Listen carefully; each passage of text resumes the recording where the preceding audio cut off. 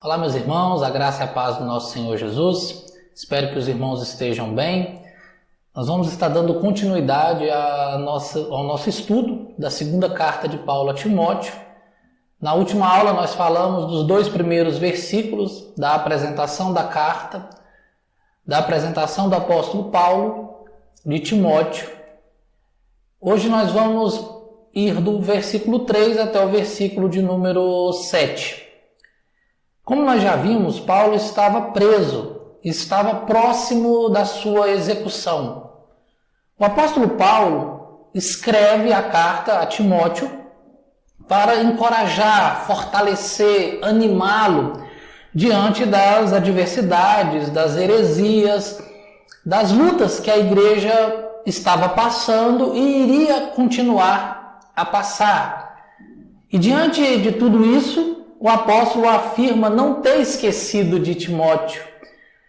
Paulo relembra a infância de Timóteo, relembra aquilo que formou o apóstolo como um homem e como um homem de Deus, e também vai trazer uma advertência a ele lá nos últimos versículos que nós estaremos estudando hoje. Pois bem, vamos lá. Abra aí a sua Bíblia, ou acompanhe juntamente aí com a nossa leitura que vai estar aí na sua tela, 2 Timóteo, capítulo 1, do verso 3 até o verso de número 7, que diz o seguinte: Dou graças a Deus, a quem desde os meus antepassados sirvo com consciência pura, porque sem cessar me lembro de ti nas minhas orações, noite e dia. Lembrando das tuas lágrimas, estou ansioso por ver-te, para que eu transborde de alegria, pela recordação que guardo da tua fé sem fingimento, a mesma que primeiramente habitou em tua avó Loide e em sua mãe Eunice, e estou certo de que também em ti. Por esta razão, pois te admoesto que reavives o dom de Deus que há em ti, pela imposição das minhas mãos. Porque Deus não nos tem dado espírito de covardia, mas de poder, de amor e de moderação. Amém? Meus irmãos, logo aqui no início, nós vemos o apóstolo Paulo recorrendo àquilo que formou espiritualmente a Timóteo. Nós podemos ver ele destacar 3 momentos: a formação familiar, a formação do relacionamento e a formação do dom que Deus havia dado a Timóteo. Eu gostaria de ressaltar aqui o primeiro aspecto, que é a formação familiar. Ele diz: pela recordação que guardo de tua fé sem fingimento e pela que primeiramente habitou em tua avó Loide e em sua mãe Eunice, e estou certo que também em ti. Timóteo provia de um lar temente a Deus.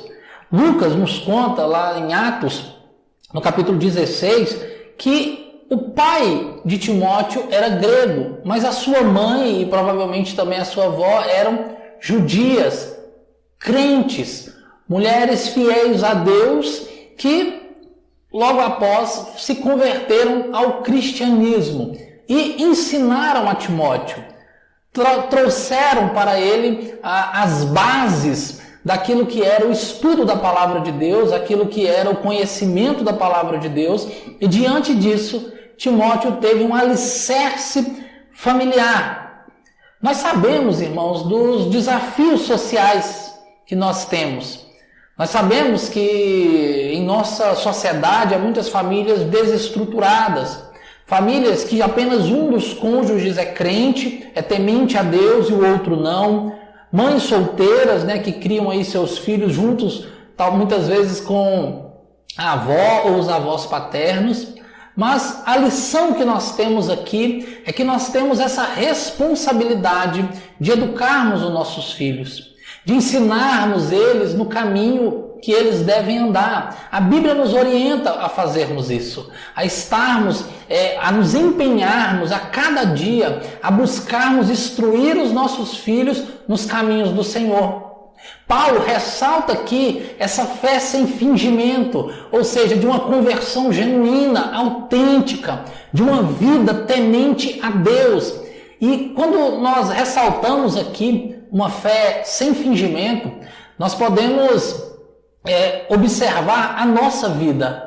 Será que quando nós estamos ensinando aos nossos filhos, quando nós estamos falando de Jesus para eles, eles podem ver que não há fingimento em nossas palavras? Será que eles veem em nossos atos, em nossa vida, em nosso proceder, a realidade daquilo que nós ensinamos a eles? Temos que ensinar os nossos filhos e temos que ensinar uma fé genuína. Temos que viver aquilo que nós estamos querendo passar para eles. Quando nós olhamos, e observamos a sociedade, o mundo, as coisas que há no mundo, nós sabemos que muitas são voltadas para as nossas crianças. Quantas séries, filmes, quantas coisas são apresentadas aos nossos filhos, crianças, jovens, adolescentes, com ensinamentos contrários à palavra de Deus, que vão penetrando os corações deles e que muitas vezes, talvez por uma comodidade, uma facilidade de não precisar ter ali algum embate, de ter ali alguma preocupação, nós deixamos a educação dos nossos filhos por conta do mundo, da tecnologia, por conta de coisas que vão distanciá-los da palavra de Deus, ao invés de aproximá-los. Eu costumo sempre lembrar que nós temos a mania de destacarmos a modernidade, de falar que as coisas agora atraem mais os jovens. Mas imagina para um jovem judeu que aprendeu ou estudou ali, ouviu a palavra de Deus acerca de Davi, acerca de Sansão, acerca dos guerreiros, e olhar para o seu povo aprisionado, olhar para o seu povo subjugado por Roma, e olhar para aqueles soldados romanos, e talvez aquilo ali também poderia despertá-los o desejo, a vontade de ser como aqueles soldados romanos. Sempre houve tentações, sempre houve alguns objetivos que os jovens buscassem e que o coração tendencioso por causa do pecado buscasse, que está distante da palavra de Deus. Aconteceu antes de Cristo, após Cristo, e acontece nos nossos dias de hoje. Mas isso não serve de desculpa para nós. Temos a responsabilidade de buscarmos ensinar as nossas crianças, os nossos adolescentes e os nossos jovens a andar na presença do Senhor. Essa base familiar, esse exemplo que vem de dentro de casa, faz toda a diferença na criação das nossas crianças e no futuro aí do caminhar da nossa igreja com jovens adultos e adultos preparados e firmados na palavra do Senhor. Vamos nos dedicar a ensinar os nossos filhos, assim como Lloyd e Eunice se dedicaram no ensino a Timóteo e puderam ver esse fruto lá na frente. Ensinar o caminho que aquela criança não deveria desviar, o caminho que ela deveria andar. E quando ele cresceu, ele permaneceu e elas puderam contemplar o fruto daquele ensino e de todo aquele empenho na criação de Timóteo, que nós possamos também ver esse fruto dentro da nossa casa, dentro dos nossos lares. Eu gostaria também de ressaltar aqui a questão do relacionamento espiritual, os relacionamentos da nossa vida, a nossa caminhada. Paulo, lá no verso 3, já havia dito que tinha Timóteo como um filho na fé. E logo depois ele fala da alegria de rever Timóteo, de estar com ele. Meus irmãos, nós temos que sempre procurar ver ou observar com quem nós estamos andando. Quais têm sido aqueles que estão nos influenciando? Ou se nós estamos sendo influenciadores? A Bíblia diz, diga-me com quem tu andas que eu te Não, meus irmãos, a Bíblia não diz isso. Então, um momento da curiosidade. Desde criança nós ouvimos essa frase, né? Como Jesus disse, diga-me com quem tu andas que eu te direis quem és. Ou como está lá em Provérbios, diga com quem tu andas que eu te direis quem és. Essa frase, da maneira como ela é dita, ela não saiu dos lábios de Jesus e nem tampouco se encontra em Provérbios ou em qualquer outro livro da Bíblia. Tá? Então, não, se os irmãos já falaram, já repetiram isso, né? Eu, quando ainda adolescente, cheguei a repetir porque eu ouvia tanto, até mesmo dentro da igreja, né? Diga com quem tu andas que eu te direis quem és. Mas esse versículo aí, não, essa frase não é um versículo bíblico, mas o que não quer dizer que ele esteja de todo errado. Nós temos que olhar as nossas companhias. Aí nós vamos olhar os exemplos bíblicos. O primeiro e o maior é Jesus. E Jesus andou com pecadores. Andou com pessoas marginalizadas, pessoas que a sociedade olhava com um olhar de desprezo. Mas a diferença é que quando Jesus estava com os pecadores, Jesus não se deixava influenciar por eles. Não era Jesus que passava a fazer o que os pecadores faziam, mas eram os pecadores que, com o coração contrito e quebrantado diante de Jesus, queriam ser como ele. Se arrependiam, choravam e buscavam essa transformação que estava nele. Jesus era o exemplo, era o influenciador daqueles pecadores que andavam com ele. O que eu quero dizer com isso é que nós não devemos nos isolar em um mundinho fechado só nosso. Nós temos muitas igrejas que, infelizmente, comunidades que pregam o isolamento. Olha, não converse com as pessoas que não são cristãs, não fale com elas. Se você, no meio da sua família, tiver alguém, se distancie, e isso é errado. Jesus te chamou, como nós falamos no estudo passado, para ser sal e luz neste mundo. Portanto, meus irmãos, o que Deus está nos mandando, nos ensinando e nos advertindo, segundo aqui as instruções da sua palavra, não é nos proibindo de andar, não é nos proibindo de estar com eles, mas de nós não sermos influenciados. Como eu disse, o texto, a frase, diga-me com quem tu andas, que eu te direis quem és, não está dessa maneira na Bíblia, mas nós encontramos, por exemplo, Salmo 1, o verso 1 e o verso 2, que diz: bem-aventurado o homem que não anda segundo conselhos dos ímpios, ou seja, não se deixa influenciar pelos ímpios, não está com eles, não caminha com eles, ele não senta também na roda dos escarnecedores, mas pelo contrário, ele medita na lei do Senhor, ele aprende da palavra de Deus, ele se esforça para caminhar conforme a vontade de Deus. Você não se detém nesse caminho, você não senta nas rodas dos escarnecedores, mas você deve ser um exemplo para aqueles que precisam, para os pecadores, para os necessitados, do qual nós todos somos pecadores, mas nós somos encontrados pelo Salvador, e o Salvador nos chamou para influenciar outras pessoas, para de fato não sermos um sal sem sabor, que só serve para ser pisoteado, mas que nós possamos ser sal e luz. Provérbios 13:20 também nos diz: quem anda com sábios será sábio, mas o companheiro dos tolos sofre aflições. Se nós nos deixarmos influenciar por sábios, andarmos e nos deixarmos ser influenciados por aqueles que querem estar com Deus, ter intimidade com Deus, buscar a Deus, amar a Deus e amar o próximo, também seremos sábios e também desfrutaremos dessas mesmas prerrogativas. Todavia, se o meu coração se deixar influenciar pelo tolo, por aquele que quer se manter distante de Deus, por aquele que quer caminhar no caminho contrário à vontade de Deus, sofrerei aflições.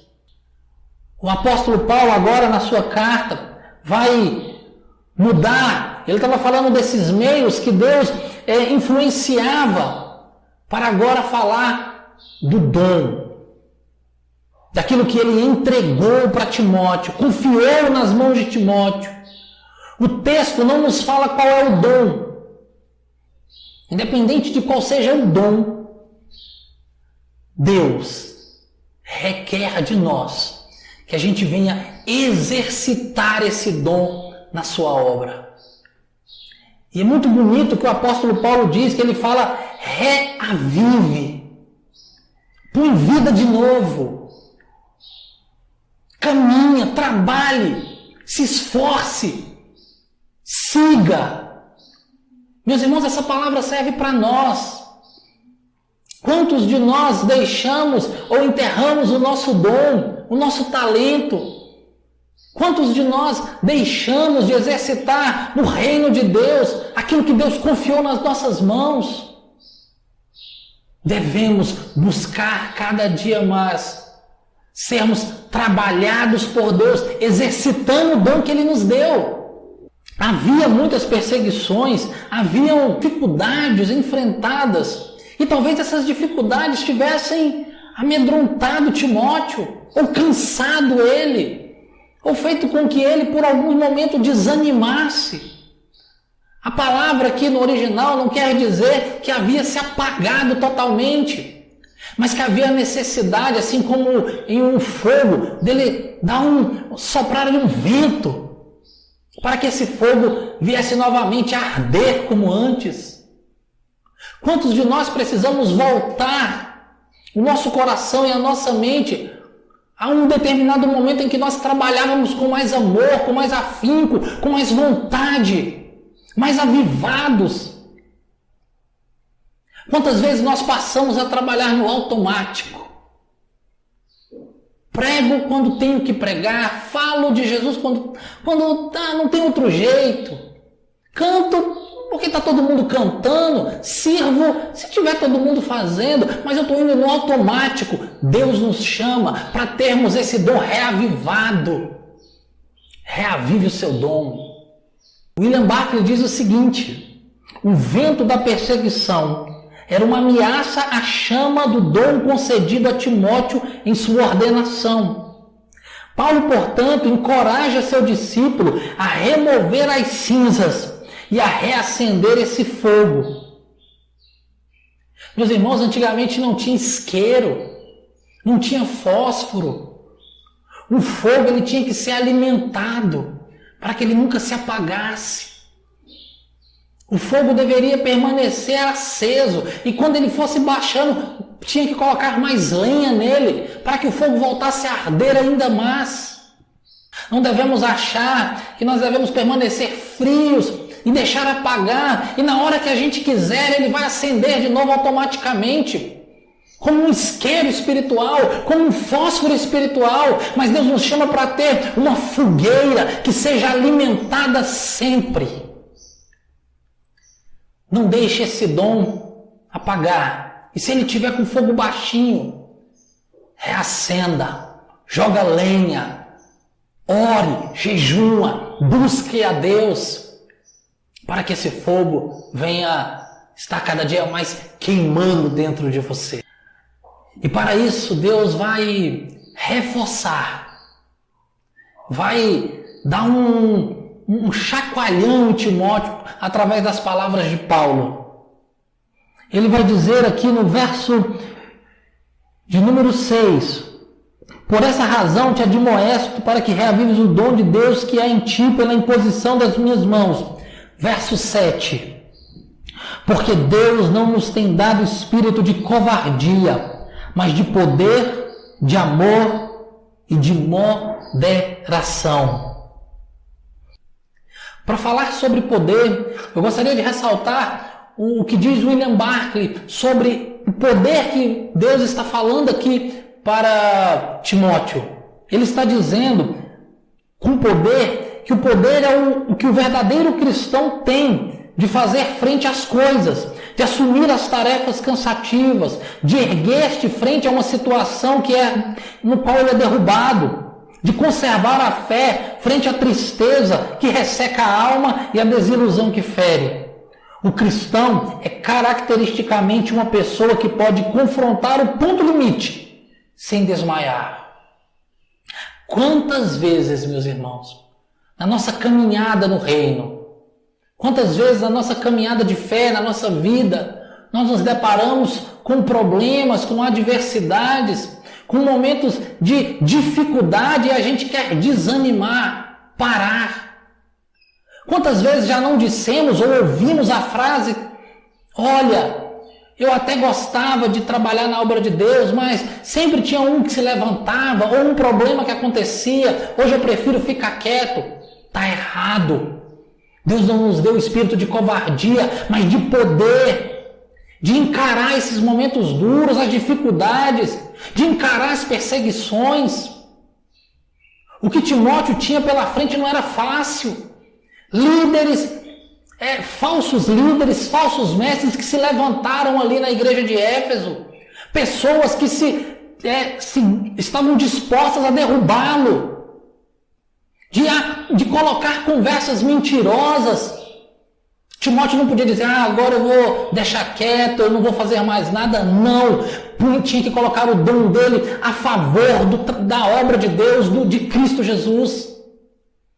Tinha que colocar o seu dom à disposição de Deus, no trabalho. Foi para isso que Deus chamou Timóteo, foi para isso que Deus nos chamou, para que diante dos momentos duros, difíceis, de cansaço, de percalços, que muitas vezes a gente pensa estar no limite, nós não venhamos a desanimar. É o poder de Deus. Não é o poder humano, mas é o poder que vem de Deus, é o Espírito do Senhor atuando em nós. Não nos deu o espírito de covardia, mas de poder e de amor. No caso aqui, o amor que o apóstolo está falando é o amor para com os irmãos, para com a congregação dos irmãos em Cristo Jesus. Cristo nos colocou dentro do seu corpo, dentro da igreja, para nós amarmos uns aos outros. Tarefa difícil, que não vem naturalmente. Amar é uma escolha, eu tenho que querer, eu tenho que buscar. Nós temos que amar. E quando eu amo, eu não fujo. Quando eu amo, eu não vou embora. Quando eu amo, mesmo diante da afronta, mesmo diante da adversidade, eu estou disposto a trabalhar, a exercitar o dom, a lembrar que Cristo está conosco, Ele nos amou primeiro e Ele nos chama para amar a Ele acima de todas as coisas e amar o próximo. Ele nos colocou amor em tempo de frieza, irmãos. Em tempo em que o homem cada dia mais olha apenas para si. Em tempo em que muitas vezes a pessoa vai na igreja para buscar a sua bênção, o que ele quer para ele, as suas conquistas. Deus nos chama para olhar para o outro, para amar o outro, para estender a mão para o outro, para servir ao outro. Somos chamados para sermos servos. Essa palavra amor, muitas vezes ela é usada como algo abstrato, que fica apenas no vento. Cristo mostrou que nos amava indo para a cruz do Calvário. Ele não apenas disse: eu amo vocês, mas ele foi lá na cruz, sofreu aquilo que nenhum de nós iremos sofrer se estivermos nele. Levou sobre ele a dor e os nossos sofrimentos, porque ele nos amou e nos ama. Então, vamos amar o nosso próximo. Também, o apóstolo vai dizer que não nos foi dado o espírito de covardia, mas de poder, de amor e de moderação, domínio próprio. A palavra aqui do grego, sofronismos, ela é de difícil tradução, ela não tem uma tradução específica. Todavia, ela pode ser entendida, como o próprio Falconer disse, que é o domínio próprio perante ao pânico ou à paixão. Ou seja, é o domínio próprio perante aquilo que quer nos arrastar, nos levar. É o domínio próprio perante aquilo que nós sozinhos não iremos conseguir, mas Cristo nos fortalece. Quantas vezes, diante de situações adversas, nós queremos fugir? Ou fugir de alguma coisa, ou nas paixões carnais nós queremos fugir para alguma coisa. Deus nos chamou, assim como chamou Timóteo, para que nós possamos não nos apaixonarmos pelo mundo e fugir para ele, nem tampouco termos medo dele e fugir dele, mas que a gente possa exercitar os nossos dons com o poder de superação que está em Cristo Jesus, no amor e no domínio próprio, na moderação, no fazer as coisas conforme a vontade de Deus. Peço a Deus que esteja nos abençoando diante da sua palavra e que nós possamos, cada dia mais, buscarmos o conhecimento da palavra do Senhor. Até lá, que Deus nos abençoe e até a próxima aula. Fique na paz.